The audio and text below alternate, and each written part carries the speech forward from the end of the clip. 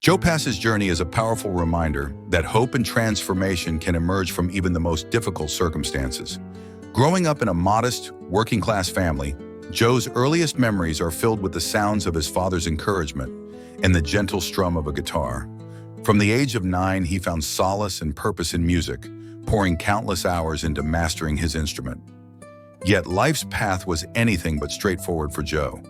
He faced daunting personal struggles, including years lost to addiction, periods of homelessness, and moments when the future seemed impossibly bleak.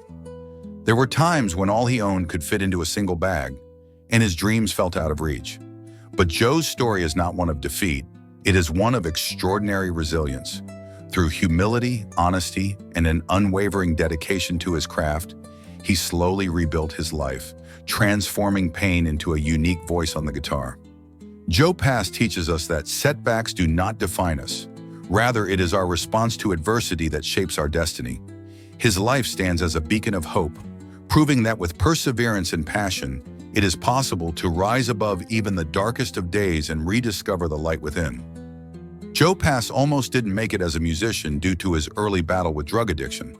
But following a successful rehab at Synanon and a recording session with fellow recovered musicians entitled Sounds of Synanon, the guitarist was signed by Dick Bach to the Pacific Jazz label.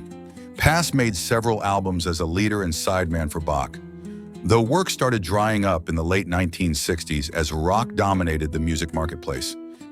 You don't often stumble upon a guitar player that's as good as Joe Pass.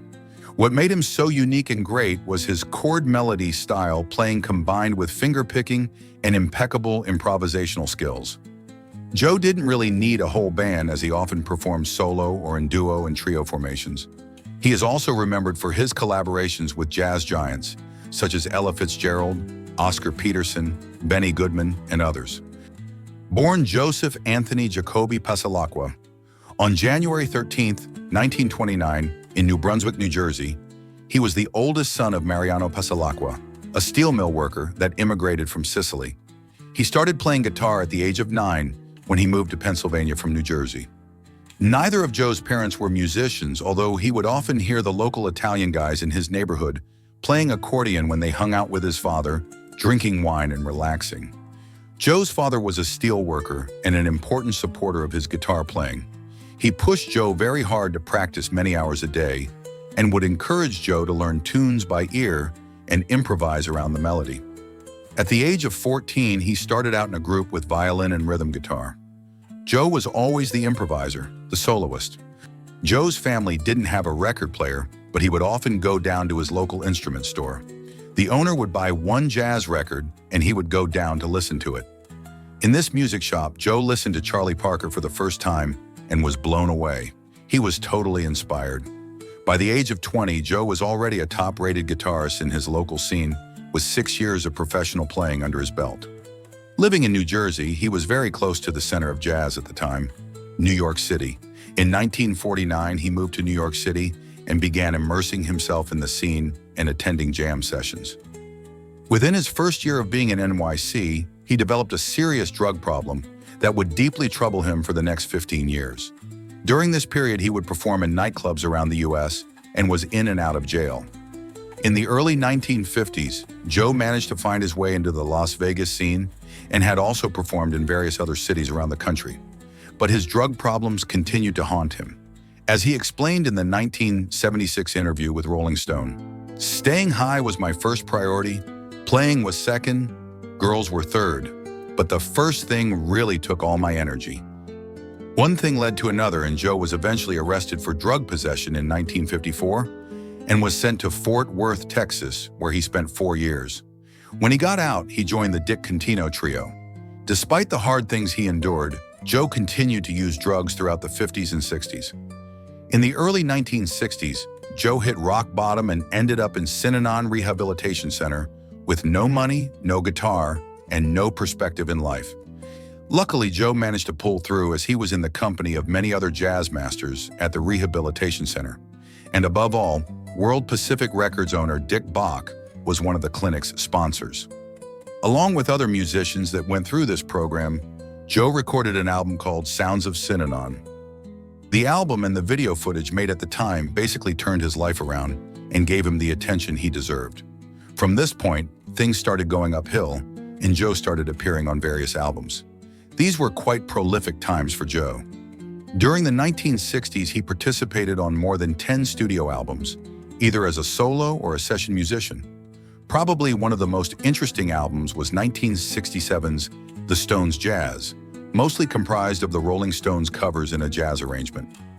In the late 60s and throughout the 1970s, Joe Pass became one of the most wanted session guitarists in jazz. He recorded albums with the mighty Ella Fitzgerald, Richard "Groove" Holmes, Carmen McRae, Oscar Peterson, and various other jazz masters. Between 1973 and 1986, he participated on 16 Oscar Peterson's studio and live albums. Joe also performed with popular names such as Donald O'Connor, Johnny Mathis, Steve Allen, and even the legendary Frank Sinatra. Jazz clarinetist Benny Goodman called in Joe Pass to fill in for his regular guitarist. Goodman was so amazed that he took Joe along on his Australian tour. After the trek, Pass signed with Norman Granz's label and went on to record what is widely recognized as his best album, Virtuoso. What's so great about the album is that it features just Joe Pass as the only musician. There's no overdubs or anything, just Joe doing his thing on a Gibson ES 175.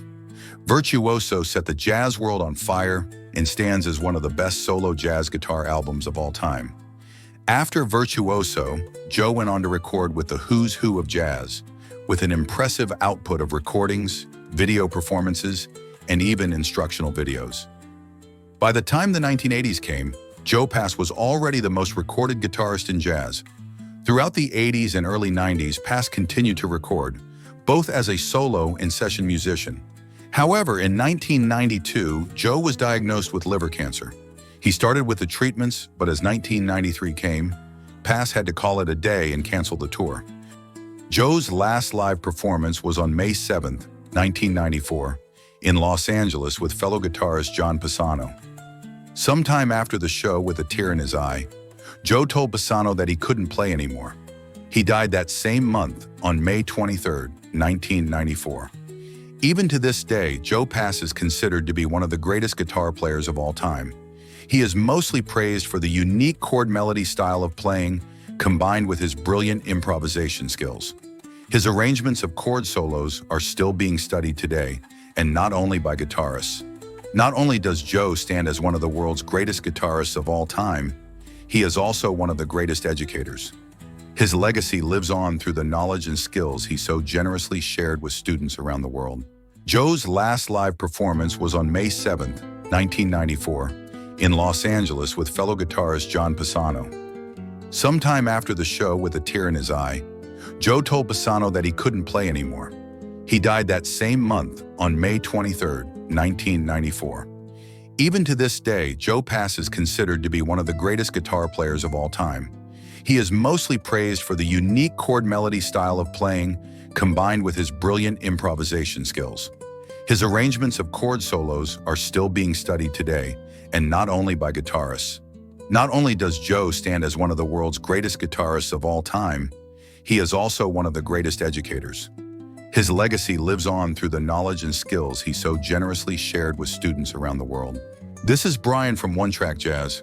Thanks for listening, and for other great jazz biographies, check out the One Track Jazz channel.